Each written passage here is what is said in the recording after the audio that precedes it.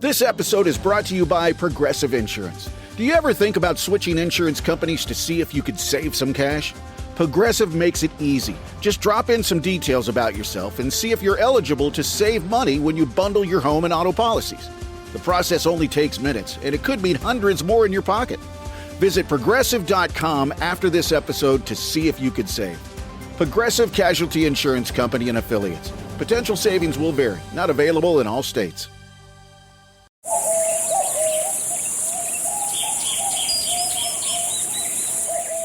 As a chef, I know flavor doesn't begin in the kitchen. It begins on the land. And West Home's nature-led Australian Wagyu is a story written in the landscape of Northern Australia. Cooking is storytelling, and West Home Wagyu carries a story of Northern Australia itself. Raw, powerful, and deeply authentic. It's a testament to the passion and care raised in the rhythm of Northern Australia. I'm Chef Maylin from 88 Club in Los Angeles, and I invite you to visit westhome.com/Maylin to learn more. And taste a story only West Home nature-led Australian Wagyu can tell. That's WESTHOLME.com/MEILIN.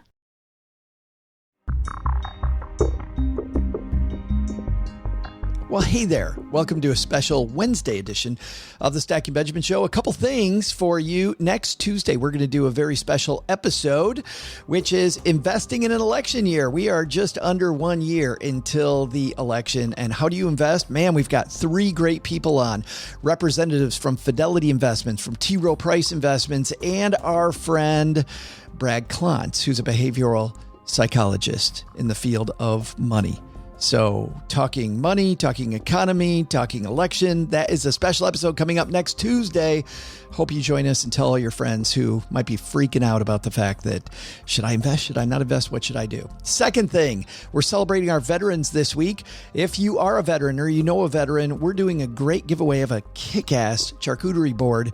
It is amazing. It's modular. It's, I want one. Let's put it that way. So have a veteran win it and then give it back to me. No, I am definitely joking because we are celebrating our veterans that are all around us. StackingBenjamins.com/veterans. By the way, when your veteran friend goes there, you know what else they're going to find? Kevin Bailey on our team has put together an amazing list of resources for veterans. We want our veterans to have as many resources as possible. Third, they can also sign up for the 201 so they continue to get support. StackingBenjamins.com/veterans. Today on the show, we're going to our other sister show called Earn and Invest. This is hosted by my good friend, Doc G. Doc G had a fantastic discussion with a couple people that I think you know. And if you don't know them, you know what? I'm going to leave it a surprise because this is a big discussion between some luminaries who you already know. And you know what? You probably already saw it in the header. So this is from the Earn and Invest podcast. Here we go. I'm Scott Trench, and this is the Earn and Invest podcast. I'm Scott Trench, and this is the Earn and Invest podcast. I knew one of you smart asses was going to pull that on me. Let's try that again with your name, Smart Alec. All my name. I tried to keep it similar. I'm J.L. Collins, and this is the Earn and Invest podcast. I'm J.L. Collins, and this is the Earn and Invest podcast. Awesome. All right. Well, you did that better than I did.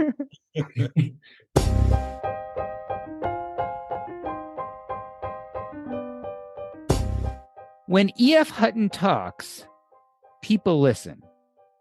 If you are of a certain age, as I am, you remember this catchy phrase from one of the most successful ad campaigns in the 1980s. E.F. Hutton is a brokerage firm, and the ploy was to get you to think that if you hired this brokerage, they would reveal the investing secrets and would make you rich and powerful. Of course, we now know that brokerage firms in general, and especially in the 1980s, were after one thing and one thing only: your money. The commercials were a farce. In contrast, when my guests for this episode talk about investing, real estate, and financial independence, you better believe that people actually do listen. Today, we return to the basics and question whether personal finance is truly personal with two investing greats. Are you listening? I had a breakfast mentoring meeting yesterday with a young woman who was just amazing. She is graduating from college with a degree in wealth management, and she reached out hoping for some pointers. And listen, if somebody's in Texarkana and wants to go into this beautiful field of personal finance and helping people get their money together, that is incredible. But even more incredible is how she reached out, how she was trying to network. And I was having a discussion that finding the right person and avoiding the wrong person for a role, that's what can make or break an organization. And we just don't see that many qualified people. So how do you find them? Well, Indeed sponsored jobs is a boost whenever you need to find quality talent.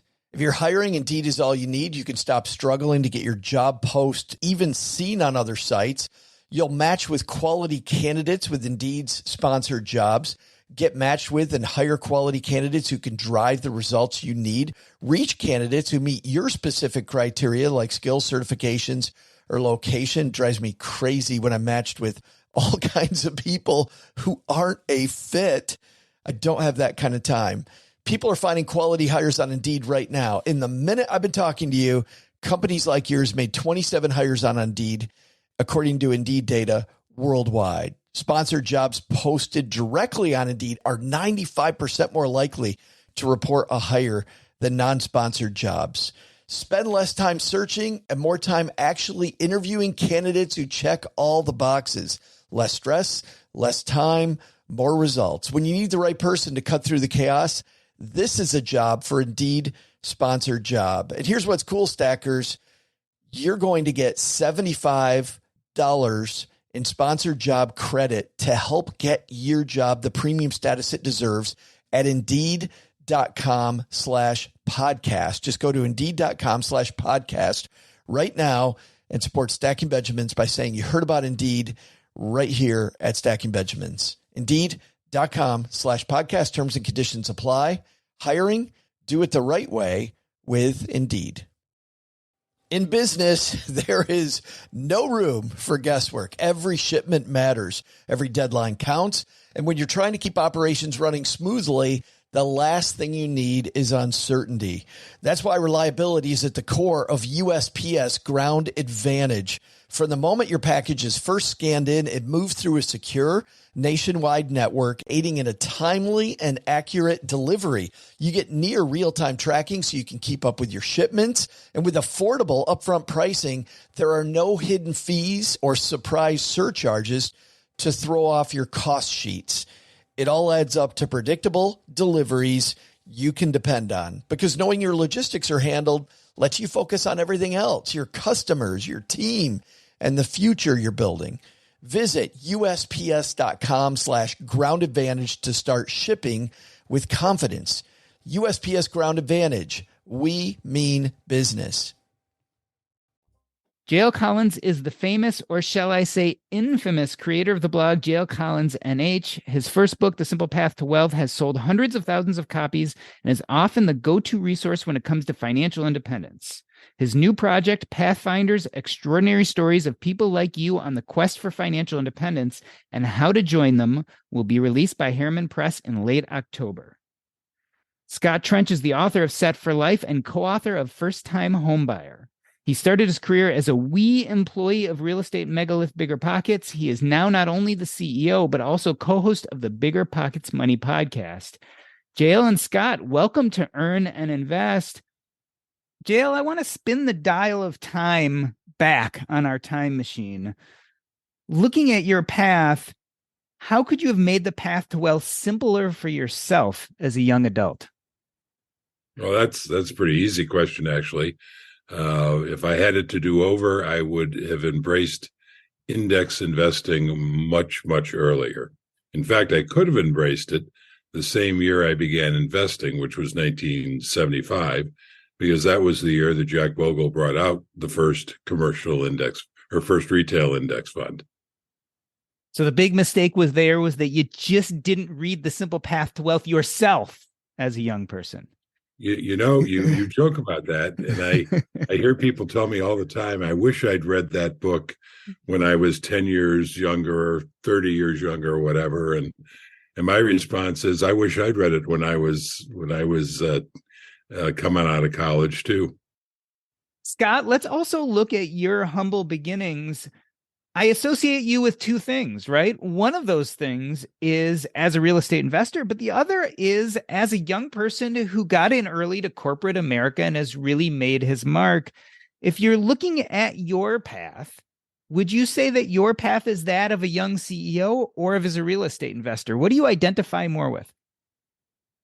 I think that my path is similar to many folks that are looking to achieve financial freedom. That's to the point of, I don't want to say obsession, but to the point of where, hey, I'm willing to change everything about where I live, where I work, and all those types of things. And my path, I don't know how to say if it's similar or not. I got lucky. I joined a startup as the third employee. I took a risk, and I had the low cost lifestyle that enabled me to feel comfortable with that.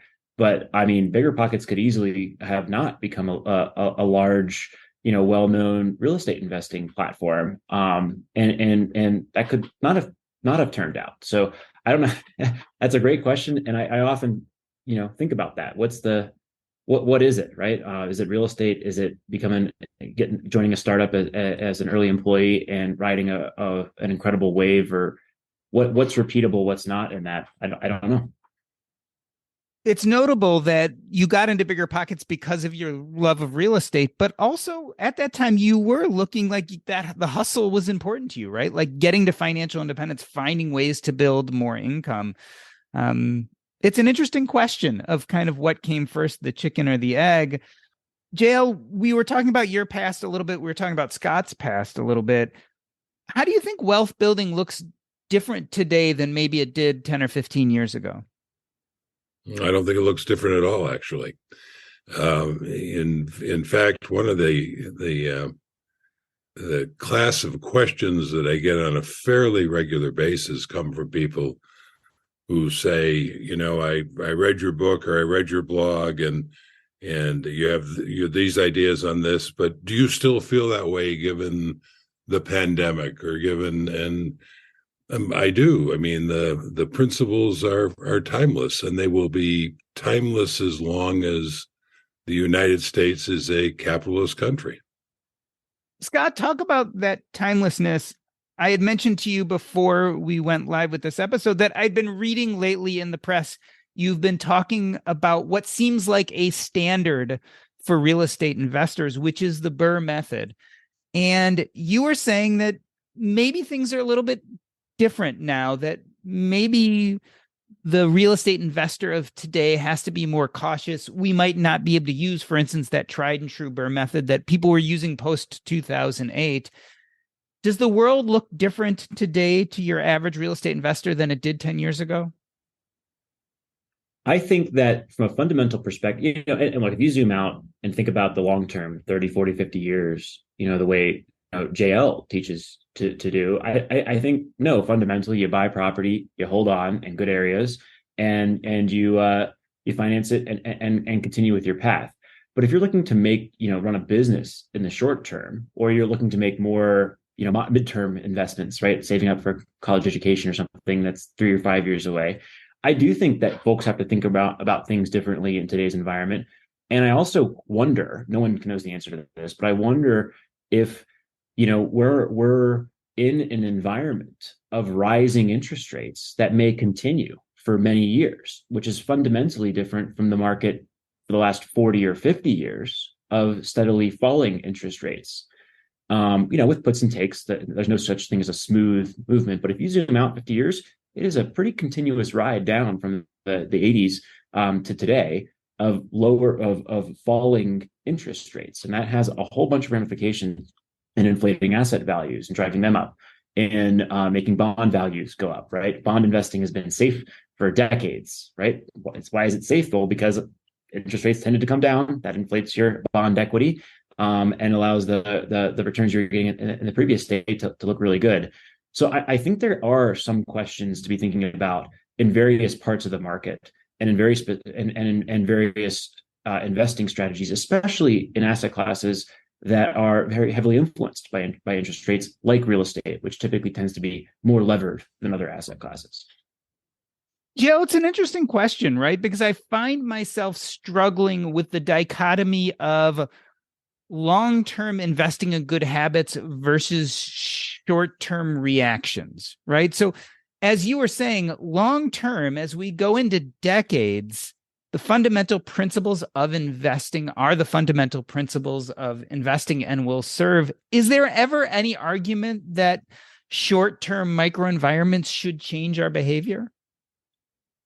Well, not when it comes to investing. The way I look at investing, it's inherently a long-term thing. If you're thinking of investing in terms of the short term, then you're not investing, you're speculating. And that's a different world. That's the world of the commentary that you find on CNBC. What stock is going to go up in the immediate future? What stock should I be selling now because it's going to be going down in the immediate future? In my mind, that's not investing, that's speculating. And if you want to do that, that's fine. And then you have to pay attention to all of these short-term trends that you're referencing. But if you're looking at the long term, then the principles remain remarkably consistent and have done so for 150 years. So I can look at it and see it as it's unfolded in my own investing life, which, as I say, began in 1975, which is an appallingly long time ago at this point. And, but I also have the benefit of the historical record to look at even before that. Scott, I sometimes feel like when we're talking about investing, I 100% agree with JL, right? Investing principles in that sense don't really change. And part of that to me, and I don't know if JL agree with this or not, is the fact is that the market is efficient and will always be efficient. And therefore, anything that even smacks of speculation is going to get you in trouble. On the other hand, real estate, I feel like, is different because I feel like real estate by nature is a lot less efficient. And so does the same principle kind of ring true? Whereas when we're talking about stock market investing, I really think there's very little that's new that's created in the world that's going to change the way we do it. And yet, when I look at real estate investing, I feel like there is room for maybe these environments to change and for you to pivot in a much more short-term manner. Yeah, look, I think from an again, the long-term zoomed out principles perspective, if you're buying a property in an excellent location, like I wish there was an index fund for this, right? Like, that's the difference, right? There's no index fund for real estate, but if you buy a property, leverage it responsibly with a reasonable 30-year fixed rate mortgage, maintain it and operate it well and take care of it, and you were to do that across the average across the country, I think you could do pretty well over a 30, 40-year period, probably comparable in some ways to the stock market. You'd have to use leverage, and you might be reasonable to do so in a way there. I mean, the stock market is obviously leveraged as well. We talk about the companies that are underlying an index fund and their use of leverage. But, that would be a reasonable interpretation of that, right? In the short term, I think that's where, yes, you have to change strategies, right? So I talked about how the Burr method has declined in popularity in the last year. I think it will actually come back towards the end of this year when the Fed stops raising rates, because the Burr method is essentially you buy a property, you fix it, with a short-term interest loan, either like a HELOC or a hard money loan, you fix it up, you refinance it with a 30-year mortgage. Well, if rates are rising in between your buy period and your sell period a year later, that hurts your projections, right? That changes how that deal's going to work out for you in the first 2 years after that hold period. But if rates are flat and you underwrite to that at the beginning, you can still use the strategy and make it work just fine. So it's just hard in the actual period of rising rates in a near-term perspective that makes that strategy hard. But once the project's completed, now you've ended the business activity of improving a property, and you're making an investment decision about holding it, presumably for years or decades. And at that point, I think it comes back down to the principles of, is it going to cash flow, and is there reason to believe it's going to appreciate in a reasonable sense long term?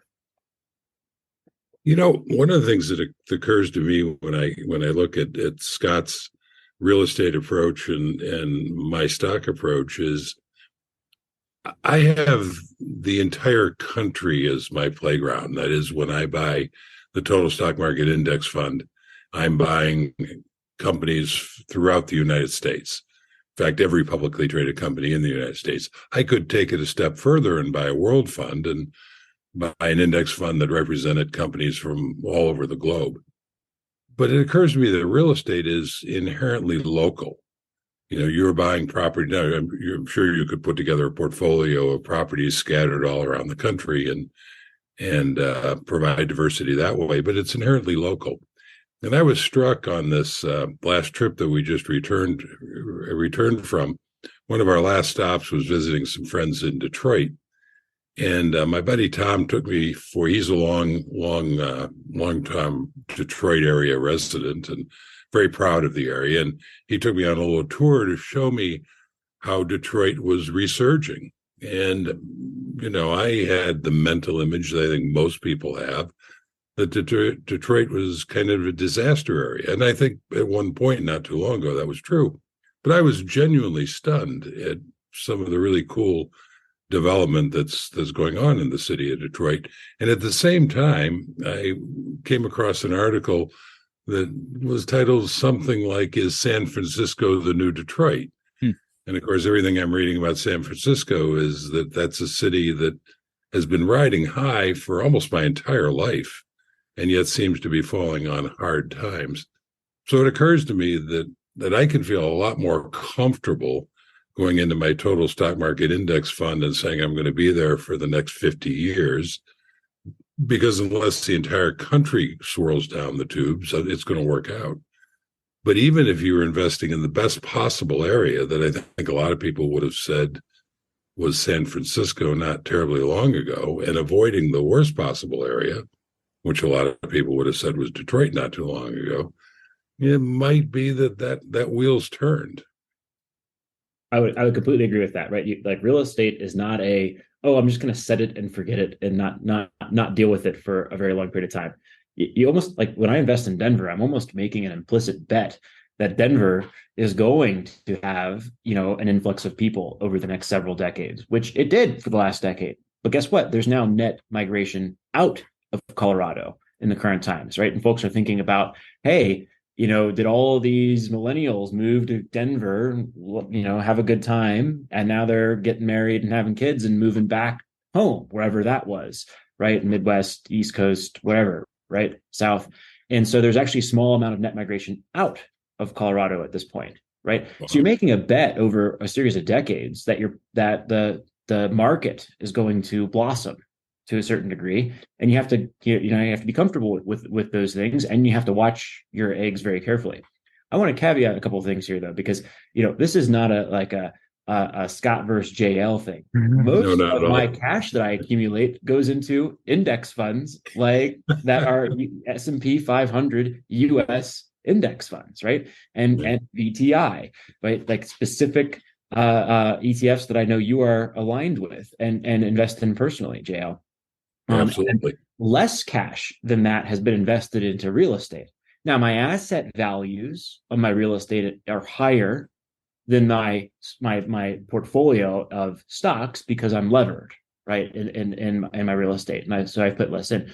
But I've actually invested more cash into index funds over my lifetime, and probably will continue to do that than I have into real estate at this point, because I largely agree and align with your philosophy. But I also think that I can, with a portion of my portfolio, outperform the long-term averages of the stock market by buying well, by managing well, and fundamentally by making a bet on a market that I think has good long-term prospects, despite the pressure from the last year or two. Yeah, see, again, I think Scott and I are on exactly the same page, and I would agree with him that you can do better in real estate than you can in index funds, precisely because you're putting some of your personal effort into it and you have control over it. So in a way, it's a little bit of an unfair comparison. You're comparing a pure investment with the index funds with an investment that's also kind of a part-time job. And I've said on many interviews, and I think I even say in my book, that if you're willing to spend your time doing that, and you're willing to learn how to do real estate well, which Bigger Pockets and Scott's books are wonderful resources for, then it's a very, very powerful wealth building tool. At the same time, when I talk to my real estate investing friends, I think it's a great strategy because as you get older, you may not want to spend your time doing that. To take your profits from that and transition into index funds that are a lot less require a lot less of your time and energy. So I think we're exactly on the same page. Geez, I was trying to pitch you against each other and you end up on the same page. That's not fair. That's not going to make an interesting podcast. Well, you don't put me with somebody smart and well versed. JL, I want to maybe confabulate two ideas to make a point. And maybe this is an unfair confabulation, but I want to do it anyway. When we look at things like investing, as we were talking about, we actually see the principles don't change and they're not reactionary and they're long-term, all those things you just said. On the other hand, we love in this community to say personal finance is personal. And so there's this idea that different people do it in a different way, and yet there are some tried and true principles. I want to bring this to your upcoming book, Pathfinders, Extraordinary Stories of People Like You on the Quest for Financial Independence and How to Join Them. I guess as an intro, let's talk about all the different paths there are. I mean, you've interviewed, you have case studies. Your new book is going to be telling the stories of a lot of people in our community, in various communities, and their paths to financial independence. Are there many paths, or are there one or two main paths? So it's a great question, and it's one that I've sort of wrestled with over the years, long before I started putting Pathfinders together, because I don't entirely buy this idea that personal finance is personal, with the implication that it's different for everybody. Because I happen to believe there are better ways to do things than others. Some ways are simply better than others. And I spent my investing life trying all kinds of different things. And it's not a matter of good or bad. I mean, I said on interviews before that I actually achieved financial independence as a stock picker, as a picker of actively managed funds that were run by stock pickers. So it's not like that doesn't work. It's just that indexing is more powerful and it's a lot easier. So there are better ways to do things. And I think that what I put together in The Simple Path to Wealth is the best way. Now, what's interesting to me, and has been since 2016 when that book came out, and I started hearing the stories of people who read it, is the amazing ways that they applied it to their own unique situations. Same basic principles that are universal. But I wrote that book for my daughter who was in college. So it's written from the perspective of, here's what you do if you are just starting out. You've got a blank slate in front of you. But of course, not everybody, in fact, probably most of the people who read The Simple Path to Wealth aren't coming to it from at that point in their life. They're coming to it, as we talked about earlier, saying, wow, I wish I'd found this book 20 years ago. So they have to figure out ways to unwind what they've done so far and in terms of their lifestyle and their investments and adapt this new approach. The approach doesn't change, but the creativity with the way people adapt it to their stage in life, to what they've accomplished so far with their investments or not, to what country they're living in. It's another remarkable thing to me. These stories come from all over the world, and it's a very U.S.-centric book, and it's amazing to me that people outside of the U.S. have found so much value in it and have been able to figure out how to adapt this U.S.-centric book to their own investment world, their own countries. So I think it's two things. I think the principles are basic, and I would continue to say there are better ways to invest than others. But the way to apply those principles, depending on your unique situation, is infinitely varied. Scott, I tend to agree actually very much with JL on this point, but I'm wondering your take, because it's always rubbed me along a little strangely, this whole personal finances, personal statement. And I get where it comes from, but in some ways I feel like it erases some of the universality that belongs in these endeavors, right? Because we can, use a scientific approach on investing, whether it be real estate or stocks. And there are some universal truths, right? Yeah, I think that's right. I think the rules of the game are the same for everyone. You can earn more, spend less, invest, better or worse, or create assets, right? And that's not assuming you pursue one of the bonus options of winning money or marrying rich or inheriting money, which are all additional options here, which various folks have successfully pursued in the past. So look, if you take those four principles, like you have to apply yourself to various of those levers, and that's where personal finance is personal, right? You can invest poorly, right? So yes, index fund investing, I'm aligned, is perhaps the best way for someone to passively invest for the long term, right? Probably just to invest for the long term. I don't even use the word passively in there, but you can still achieve financial independence investing in a lower probability approach, a more expensive approach, right? And we have friends, Mindy Jensen, right? We all know Mindy and Carl. They purchased a bunch of tech stocks and became financial. That greatly speeded their path to financial independence, right? I think they now invest in index funds for the most part, and are prescribed to that theory. But all these approach, that's where I think people get into personal finance as personal. Everyone takes a different path to arrive at the outcomes, but I think there is increasing alignment on what optimal looks like for the vast majority of folks in certain categories or certain parts of that path to building wealth.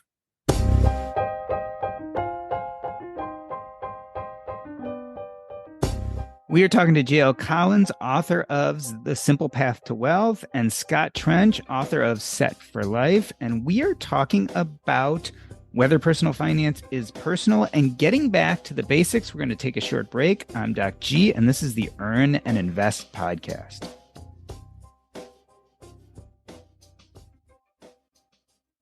This episode is brought to you by Progressive Insurance. Do you ever think about switching insurance companies to see if you could save some cash?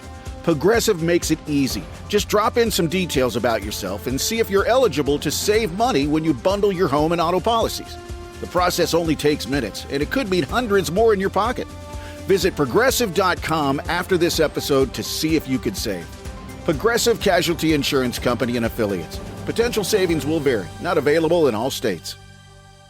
What would you do if your online store converted 36% more shoppers? You could take 36% more vacation. Another pina colada? Yes, please. Open a new retail location with 36% more square feet. Fantastic. Hire 36% more help. You're hired and you're hired. Shopify has the world's best converting checkout, up to 36% better than other e-commerce platforms. What you do with those extra sales is up to you. Switch to Shopify today at shopify.com/listen and get a $1 trial. Shopify.com/listen.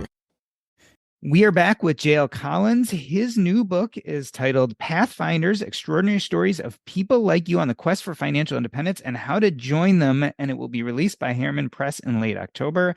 And Scott Trench, who is the author of Set for Life and co-author of First Time Homebuyer. He started his career as a employee of real estate megalith Bigger Pockets. He is now not only the CEO, but also co-host of the Bigger Pockets Money podcast. And we are talking personal finance basics. Scott, let's come back to your story. You lovingly showed us a picture of your daughter at the beginning of our conversation here. How has your changing family situation changed the way you look at your personal finances? I mean, when you started working for Bigger Pockets, you were not married and had no children. The world has changed. Yeah, it's funny because I would have said, oh, once you're married and have children, tactics that I pursued very aggressively, like house hacking, for example, really are a lot harder to pull off or maybe are less attractive. And so ironically, my wife, we were living in a very nice apartment that we were renting at that point in time from another landlord near a big city here in Denver, or a big park near here in Denver called Wash Park, which is a nice place, right? It's a place where a lot of folks would like to live. And she wanted more space, and so she suggested to me, why don't we move into that duplex you have 15 minutes outside of the city in Lakewood, Colorado? So, all these kind of things that I thought, it's going to be a lot harder to save money or whatever. Well, actually we're house hacking in a duplex 15 miles outside of the city center of Denver. And I think that, going back to what we were talking about before about is personal finance personal? Well, the principles apply to everyone the same way in every circumstance. Just because I now have a baby does not change the rules of money in, money out, and how you invest it, right? It's the same stuff and the same approach. And to give you a little bit of the numbers on this one, the property, I purchased it in 2019 with a partner. So I'm actually paying rent to a business that I co-own. And the rent is $2,700 for each side, and the mortgage is $3,200 for the property. So it ends up being a very nice opportunity there. So I think that's a little fun story about what's changed since I've become a dad. Well, I love spending time with my little girl. She's a bundle of joy, very smiley, very happy. But more importantly, from a personal finance perspective, not more importantly for me, but more importantly for perhaps the listeners of this podcast, nothing's changed fundamentally about the way that I run my personal finances. We continue to have a budgeting meeting with my wife. We continue to review our finances. We continue to apply our capital in 3 categories: real estate, stock market, index funds, and now debt, which I'd love to touch on at a certain point in the future. And we continue to live pretty frugally. I drive my paid off Toyota Corolla, and nothing has changed, right? I show up to work every day. So how's that for a long-winded answer to your question about what's changed? I love long-winded answers. So JL, you started JL Collins NH, your blog, as a repository of information for your daughter. You see Scott here with his 8-month-old daughter, and you want to make sure that he has all the information he needs to bring his daughter up right. So of course, you're going to give him a copy of The Simple Path to Wealth to give his daughter the minute she can read, right? Is there anything you'd add to The Simple Path to Wealth? Yeah. There really isn't.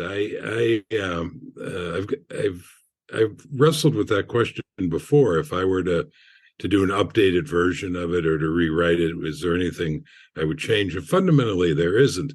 There are a lot of things in it, the detail kinds of things, where I talk about what the regulations are as to how much you can put in an IRA or a 401k. And of course, those have changed over the years. But all the principles are exactly the same. Scott, how old will your daughter be when you hand her Set for Life and say, here you go, kid, and here's The Simple Path to Wealth on top of it? Here you go, kid. Like me, she'll be about 4. 4. Here you go, kid. It's time to learn about personal finance. How do you think you're going to educate your daughter? I think we're going to just start with, but I don't think from a personal finance, we'll involve her. She's already there. She put her at the table and we have our money date, me and my wife, right? So, so she'll never remember a time where it's not an open discussion about finances, I'd hope.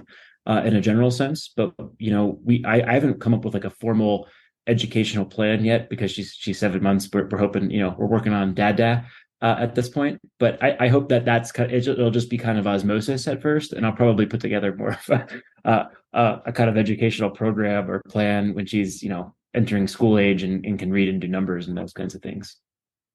JL, your message originally was to create that information for your daughter when she needs it. Let's look at the other side, right? As opposed to young people, let's look at older people. Is it ever too late to start? And when you see people who are in their 50s and 60s and they say, hey, I've read The Simple Path to Wealth, but I'm afraid that I've missed the boat. What do you tell them?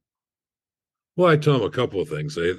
First of all, depending on how serious you are about achieving financial independence, and assuming you're starting at ground zero, which is zero net worth, depending on your savings rate, you're looking at a 10 to maybe 15-year journey if you're aggressive about it. I recommend 50%. And if I remember the numbers correctly, it'll take you about 12 years in that regard. So if you're telling me you're 92, is it too late? Yeah, possibly, sure. But if you're 50 in your 50s or 60s, no, it's not too late at all. The second thing that I would say to those people is this is not an on-off switch. This is not where you're not there today and someday in the future you are there. It is a journey. And the moment you start saving and investing, even the smallest amount that you just begin with, you are that much fiscally stronger than you were the day before. So it's a progression. So you may start at 68 and never achieve financial, quote unquote, financial independence, but you can still make your financial situation stronger in a steady, relentless kind of way. So I encourage people to think about it as being a journey. It's like working out. If you go to the gym, you're not going to bench press 300 pounds the first time out. But the first time you start bench pressing, you'll be a little stronger the next time, and then the next time. Scott, JL just said, when it comes to investing, it's not an on-off switch. Is it when it comes to real estate investing? Do you find that people after a certain age, they probably shouldn't jump in headfirst into real estate investing? Or is it a good thing for people to start if they're a late starter to the financial independence community? So this is we actually had the pleasure of I met Bill Yunt and Becky Heptig from Catching Up to FI, and we actually asked them, hey, because these are two individuals who started the journey to financial independence after age 50, basically broke, right, or negative net worth, and were able to achieve financial independence with 7-figure net worths over the next few years. One of them was a doctor, and one of them was earning $70,000 in household income at that time. But I actually think that the path for someone in that situation to financial independence in a lot of ways mirrors the path of an aggressive 22-year-old in a lot of ways, because you have a lot of similar advantages, right? You should have empty nest. You should have, perhaps the opportunity for 1 or 2 incomes with few dependents at that point in time. And obviously everyone's story differs, but I think that's where it allows you to be very aggressive in that approach. Real estate, look, is a tool for a certain percentage of the population. And to JL's great point earlier, there's a price to entering real estate in the form of hours of your life, right? Both upfront in the form of self-education, and then an ongoing basis in actually managing the assets, which are not passive, but will be semi-passive at best, even if you're outsourcing things like property management and maintenance. So you have to believe that the investment in real estate will be significant enough in volume, and that there will be enough of an opportunity to make more than the 10 to 11% average annual return that the stock market, an index fund that is totally passive, will make over the next 10 years to justify that investment.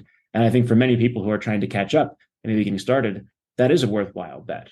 And I think that there is and I haven't been there, and I have the good fortune of having had really great opportunities in my 20s and early 30s here.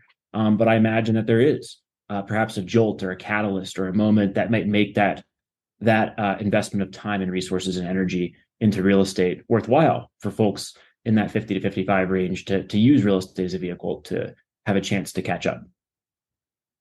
So JL, break it down for us. Your new book, Pathfinders, has case studies of many, many people who have pursued or are pursuing financial independence. For those people who feel lost or at the beginning of their journey, is there a good first step? And let's take it for granted that they should buy The Simple Path to Wealth, buy Pathfinders, buy Set for Life. But above those things, is there a good first step that you kind of saw over and over again? The first step is education, as Scott was alluding to, and you just alluded to. I frequently I'll hear from beginners who have come across these ideas, at least at a surface level, and are filled with great enthusiasm, and they want to know what to buy. And of course, it would be easy for me to say, well, buy VTSAX or VTI, which is the ETF version. But I don't like to do that, because I think that if people don't understand why they're buying it, if they're just bought it because I said to buy it or somebody else said to buy it, then when the stock market plunges, which it will do periodically, and which is a perfectly normal part of the process, they're not going to understand that. And they're going to be more likely to sell in the drop. And I've frequently said, if you're not prepared to stay the course, no matter what the market does, if you're going to panic and sell when the market turns down, you don't want to follow my advice. My advice will leave you bleeding by the side of the road. So step one is to educate yourself. And if my approach seems reasonable, then read what I've written about it and make sure that you understand what the ride is going to look like. If Scott's approach feels reasonable to you or sounds reasonable, read what he's written about it, listen to the podcast, and make sure you understand what that road really looks like before you commit your money. So I would say that's the very first step. And then if you take that step, you won't have to be asking what the second step is. You'll already know. Scott, first step if you're interested in real estate? I completely agree with what JL said. It's education, right? And the education, I think, is perhaps an order of magnitude more than what you need for maybe double that, maybe 2 orders of magnitude more than what you'd need to really understand fundamentally what an index fund is and why you should be investing in it and what the approach is. I think you can really get the gist of that by reading The Simple Path to Wealth, which I encourage everyone to do. And that will help you internalize most of what you need for an index fund approach. For real estate investing, I think you're looking at 250 to 500 hours. And that's very consistent with what you'll find from folks on Bigger Pockets. You need to hear failures. You need to hear success stories. You need to hear mental models. You know, when a tenant comes in with a list of things to repair, a friend of mine just texted me this the other day. Hey, a tenant's asking me for 5 things, right? They want smoke alarms in their property. They want, in various of these bedrooms, they want a new fridge that has an ice maker. They want ceiling fans in some of the rooms. There's a fog in one of these windows. And I forget what the last one was. And I was like, well, you got to do smoke detectors and be in compliance with the law. No, I would not replace the fridge with one that has an ice maker. The ice maker is the bane of the landlord's existence, right? No, I would not install ceiling fans. They got a chance to look at the property beforehand, and I would have to go and investigate the fog. So how are you going to come to that conclusion if you don't have a network, if you haven't thought about, read or listened to or otherwise exposed yourself to knowledge and understanding the framework behind those decisions, right? And so that's a cost in time that the investor in real estate has to put in that they don't have to in an index fund environment. Yeah, I'd like to just jump in and second that. Because I think it's such an important point. 2 things. One, I'm going to back up a little bit to something Scott said a little bit earlier, where he said, if you can't see your real estate investments returning more than, say, 15% a year, then stay with index funds, because you can get that with you can't get 15% maybe, but you're looking at 10, 12% with little or no effort over the decades. So first of all, make sure that you're going to make enough money doing it, because you have to be compensated for your time and effort. And your time and effort is going to be significant, as Scott just pointed out, particularly in the beginning. People think that I'm anti-real estate, and I'm really not. It's a wonderful way to build wealth. What I'm against is the drumbeat that is out there all too often, that it's easy, that it doesn't require effort. If you're gonna invest in real estate, you're starting a business, as Scott has said so well. And like any business, you better understand how that business is run. And that's why, what Scott's written and the material that you find on Bigger Pockets is so important. And if you do that, if you put in that time and effort that Scott described, then real estate can be very, very powerful. But if you don't do that, well, you're going to have an experience like I wrote about in my second book, which is titled How I Lost Money in Real Estate Before It Was Fashionable. So Scott and JL, thank you for coming on the show today. The reason why I wanted to have this conversation, to get back to some of the basics, is because I think sometimes we do talk about personal finance being personal, and some people use that as an excuse to not actually do the hard work and learn the basics, or give themselves the okay to go speculate wildly on things they think are going to give them these huge payoffs without investing wisely. And I think that's the whole point of getting back to basics, is you have to learn the fundamentals and then apply them if you truly want to reach financial independence. I want to end this episode the way I end every episode, by asking you what is going on in your life. First and foremost, JL, tell us about Pathfinders. What's the book about, and where can we get it? When will it be available? Well, you've kind of covered that already, which I appreciate, Doc. But to reiterate real quickly, it is a collection of about 100 stories from people all over the world at all different stages of their lives.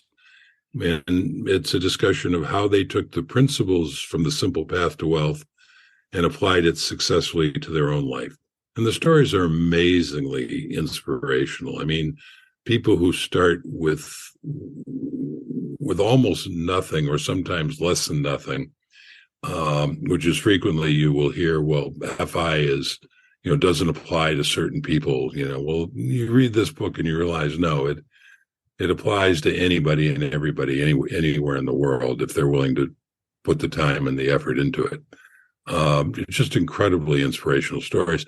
And to give you an idea, I mean, we have one from a fellow in the Ukraine talking about working on building financial independence while his country's being invaded.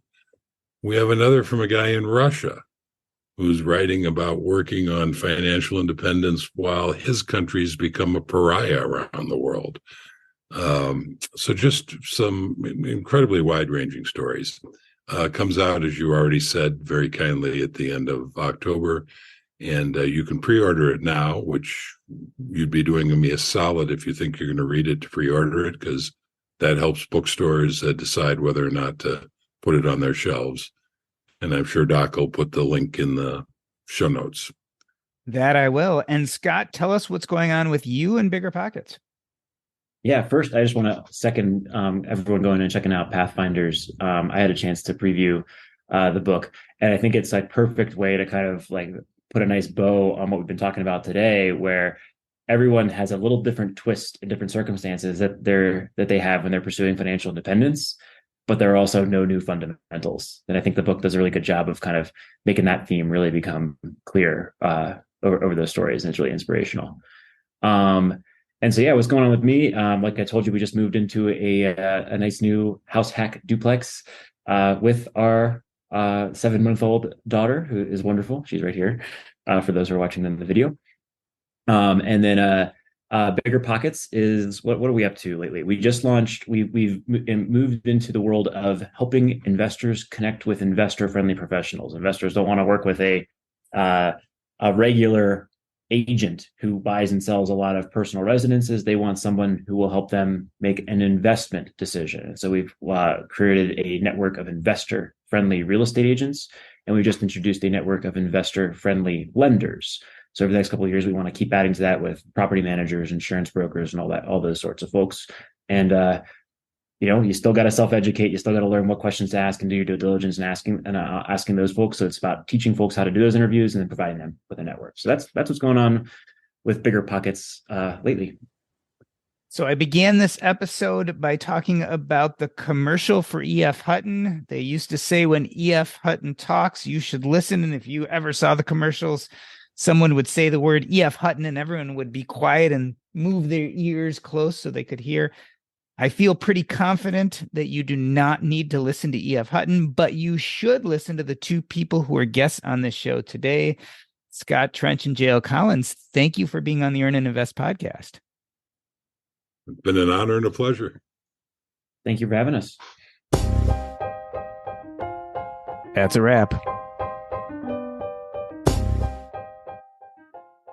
Earn and Invest is now part of the Airwave Media Podcast Network. Visit airwavemedia.com to listen and subscribe to this show as well as other fine podcasts.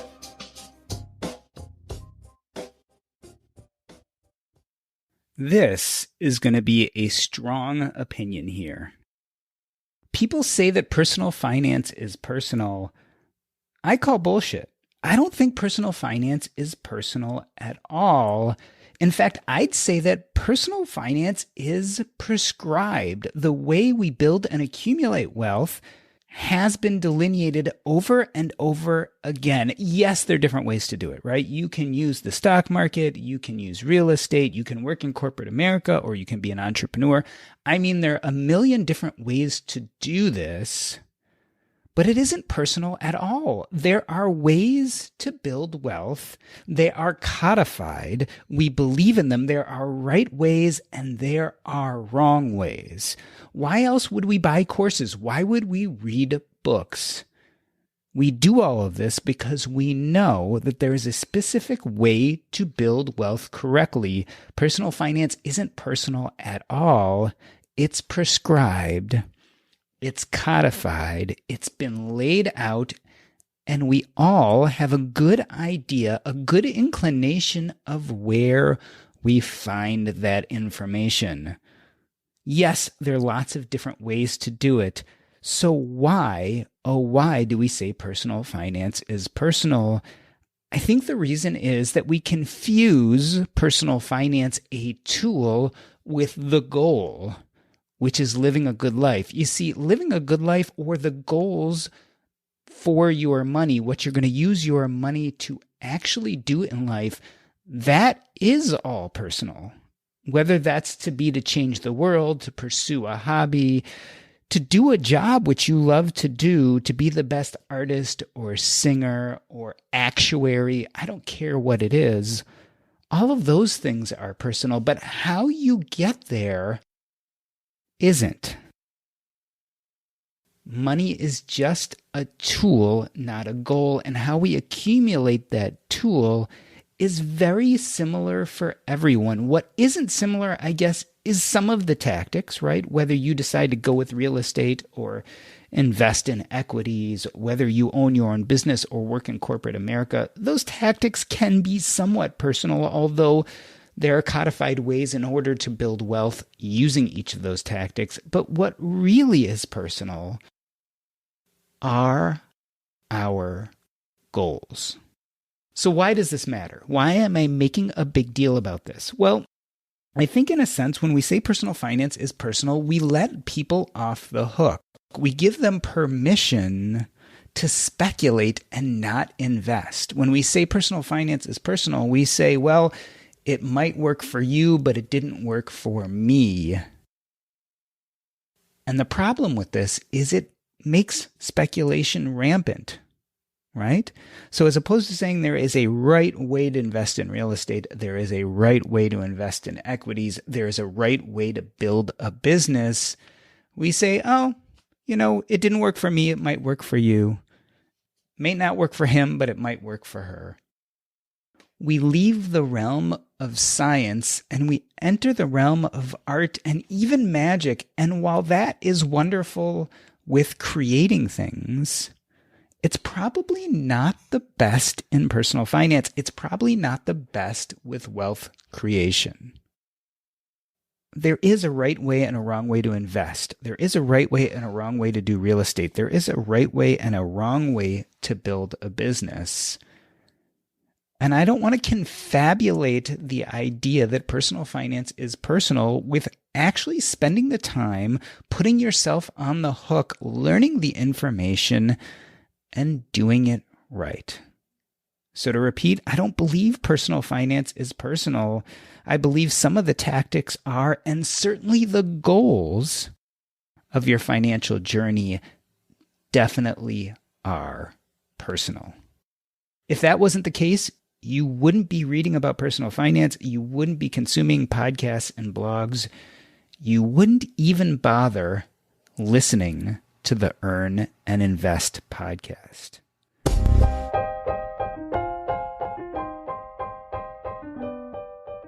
And what a shame that would be.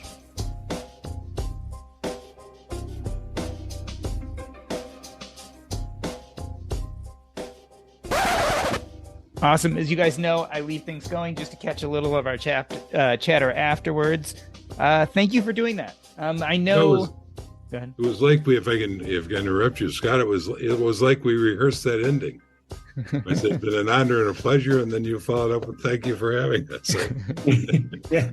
We couldn't have been better if we'd rehearsed that. It was all my great choreography. Let's give the credit where it belongs. That was great. I think so. It was your guy. It was under your tutelage. Great hosting and moderately good guesting, I hope. No, wonderful guesting. And I admit, I came to this conversation knowing that it wouldn't be my questions were not going to form as tight of a conversation, but part of the reason was because I wanted to let things kind of go the way they were going to go and see kind of what direction it would lead in. Yeah, like I think people do need to hear over and over and over and over again that the fundamentals are the fundamentals, right? The basics are the basics. And it's good to come back to that. I'm sorry. No, go ahead. That kind of leads into, did you want to let Scott ask his question from the... Yeah, you should, Scott. Mm-hmm. We'll keep that as part of the after show. Okay, yeah. So one question I wanted to pose on the no new fundamentals piece is, I think that investing in bonds in the 2010s was probably fairly silly for most people, right? You're getting almost essentially no interest on that debt.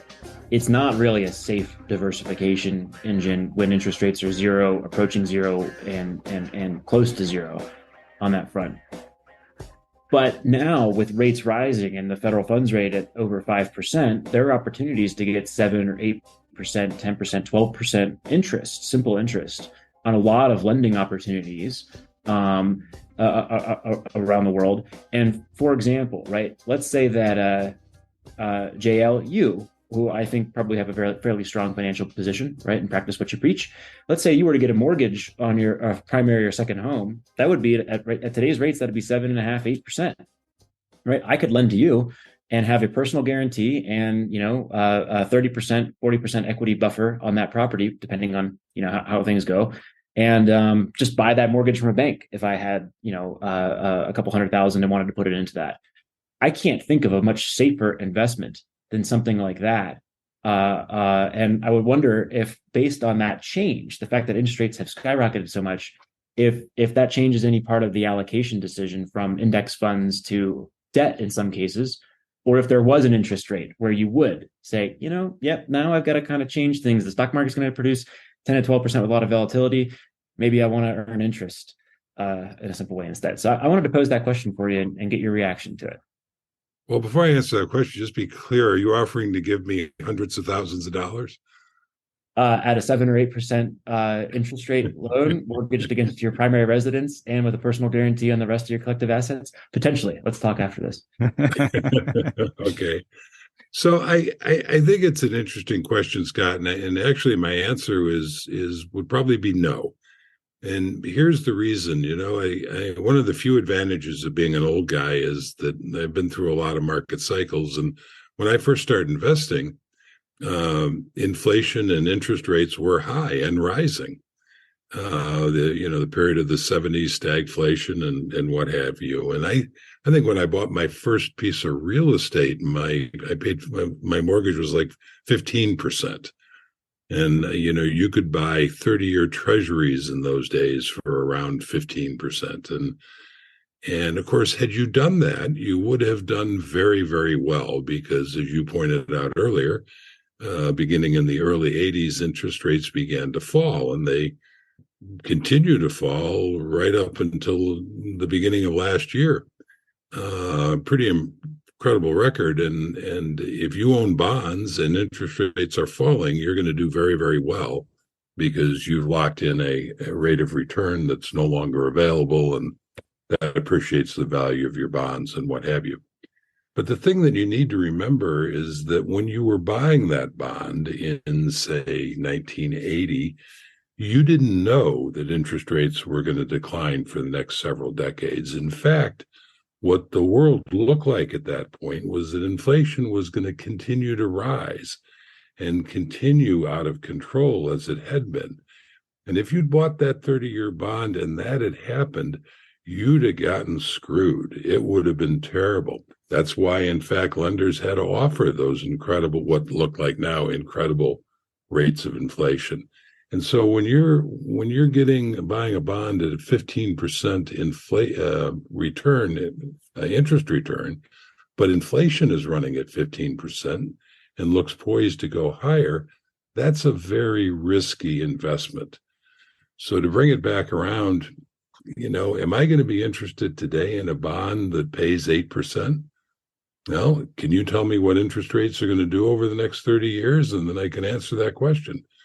Because if I buy that bond at 8% and interest rates, in fact, continue to go down, as they appear to be doing at the moment with the Fed's tightening, then yeah, that's going to work out well. But if the Fed yields to some political pressure and lets up too soon, and inflation begins to skyrocket again, suddenly bonds have to pay 10, 12, 15% to get investors. My 8% bond is going to be an albatross around my neck. So yeah, I would not be comfortable. There's a fairly famous book that came out in the 80s, I think it was, that talked about an investment strategy that was just built around treasuries. And treasuries were, I think at the time, paying 8 or 9% and locking them in for 30 years. Well, as it turned out, that worked out really well. But that's sheer luck, because if you followed the advice in that book, one of three things could have happened. As it turned out, the one thing that would work out for you is, in fact, what happened. But the other thing that could have happened is interest rates could have risen, and you would have lost enormously. Or they could have just stayed flat, in which case, other things like stocks would have done better. So it's trying to play the interest rate game with bonds is a pretty dangerous way to invest, it seems to me. It always looks like a great, in hindsight, it always looks great or looks terrible, depending on what happened. But when you have to make the decision in real time, you have to understand that bond's paying 8%. It's because of where inflation is. And then you say, well, is a bond paying 2% better than a bond paying 8%? Well, if inflation is zero, and that 2% bond is giving you a real 2% return, that is better than an 8% bond in an 8% inflation environment. Does that make any sense at all? That makes perfect sense. I have kind of gone through the same line of thinking, and where I've arrived in my personal portfolio is I'm a real estate guy.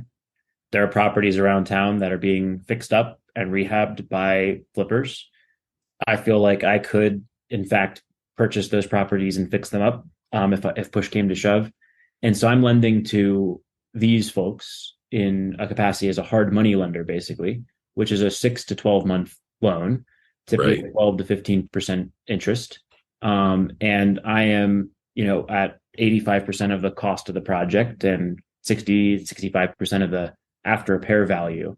And so I guess that brings us back to real estate investing, right? I have to believe there's an Right. arbitrage between that and the other things. But that's how I've justified not exposing myself to the long-term interest rate risks that you've put out there. Interest rates have to move a lot in a short period of time. And my loan would then come to maturity. Well, in under those circumstances, I think what you're doing makes perfect sense. First of all, you have a knowledge base to make it work, not only in knowing what looks like a good deal and what looks like a good project to back or not, and you're not in it for the long term. You're not subject to what inflation, or not nearly to the degree what inflation and or future interest rates do. So what you're doing, with the expertise that you bring to the table, I would say I wish I could take advantage of it myself.